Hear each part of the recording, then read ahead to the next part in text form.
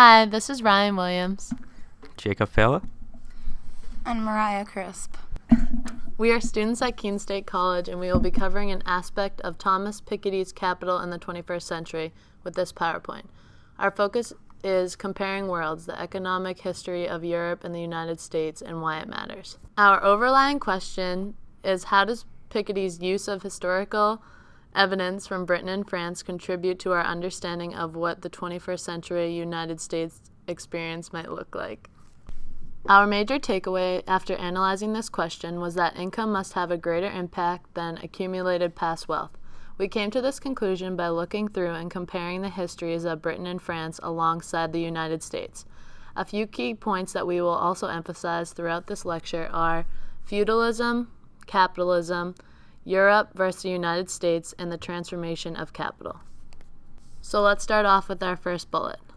Feudalism is a system in which there is a strict hierarchy where the feudal lords are at the top and the peasants or serfs are at the bottom. The lords control the land, which is considered the capital or wealth during this period, and they rent out acres to the serfs to work on. These lords then collect rent from this land by taking a proportion of the crop that is produced by the serfs. This allows for the landlord to gain more capital as well as provides a wage to the worker of the land. While this system is effective in maintaining a sound social structure, it does not allow for any social mobility. Once someone is born into a role, they are most likely going to be stuck at that level for the rest of their lives. This can be related to the system we currently have in the United States. Capitalism. Free market capitalism is the current system embraced by the United States. This is a system in which the strict hierarchy from before is maintained with capitalists at the top and wage workers at the bottom. This is also the first transformation that capital or wealth has undergone. We see a strong shift away from agriculture as the United States industrializes and a larger focus on paper money, which moves the economic system away from one based on actual commodities and focuses on a more flexible and confidence-based system, where one's wealth is not directly represented by any physical stock. Another aspect of the capitalist system is the idea of competition. Unlike the feudalist system, capitalism encourages competition and the possibility of social mobility. This system also depends heavily on the market and believes that if everyone works in order to satisfy his or her best interest within reason, the market will adjust and regulate accordingly. Given the capitalist system, the opportunity to shift and allow for people of multiple different social classes to rise to wealth and power. While this is the theory, it is not what is seen in practice. Let us first look back at the differences in the histories of Europe, focusing on Britain and France and the United States. The first and most obvious difference in these two areas is the length in which these countries have been in existence. This caused these two countries to experience different types of industrial revolutions. Britain and France with a focus on coal, while the United States turned towards fossil fuels. The shift towards industrialization shows a clear trend in all three economies as agriculture alongside feudalism fades into the past and the emergence of capitalism becomes apparent.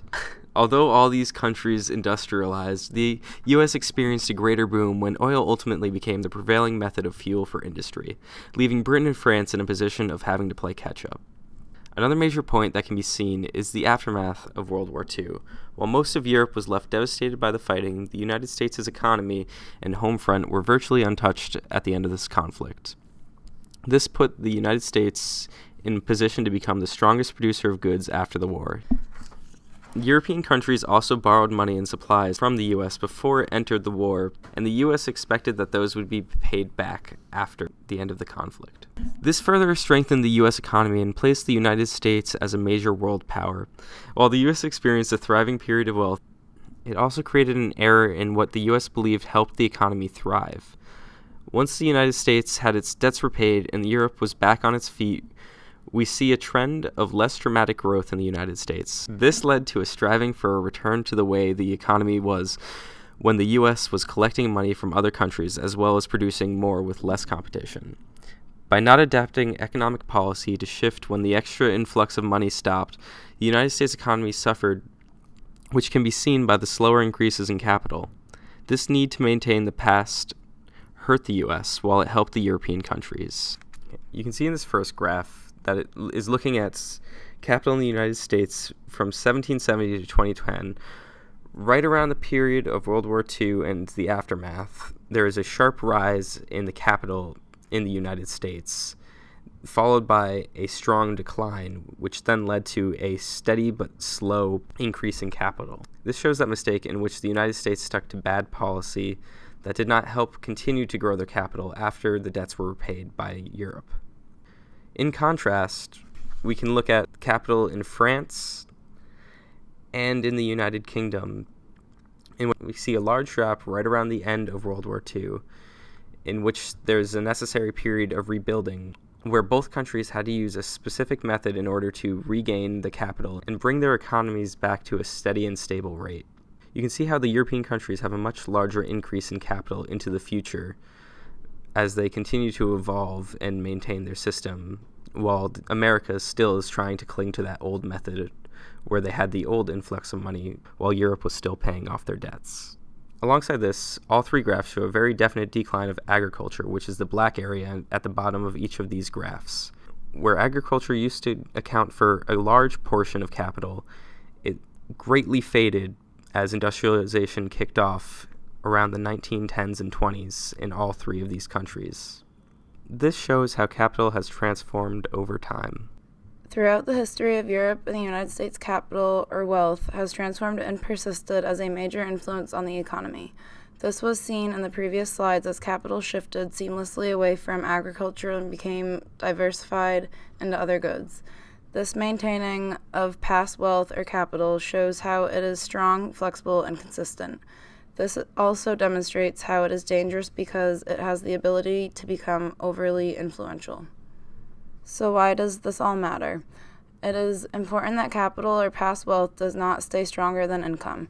It must hold less influence than current rates of income in order to ensure that there is more equality and a strong middle class.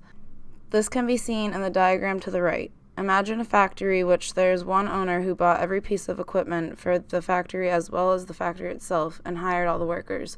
This would create a situation in which one person would acquire a larger piece of the profit because their past wealth has generated the entire operation, while other workers had to split a smaller slice that is predetermined by the owner of the capital.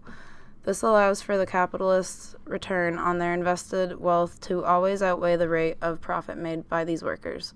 Now let's look at the other side of the situation. If everyone had higher income and real wages, there would be more equality because more people would be able to enter into the market competitively. If each person that wanted his or her own factory could get one, then the amount of wealth created from any one factory would not vary largely from the profits of all the others. This would maintain a stronger middle class and lessen the amount of money one gets for investing past wealth. This strong middle class then leads to better health for all in the country because people will be able to afford health care and food and proper education. If each person that wanted his or her own factory could get one, then the amount of wealth created from any one factory would not vary largely from the profits of all the others. This would maintain a stronger middle class and lessen the amount of money one gets for investing past wealth.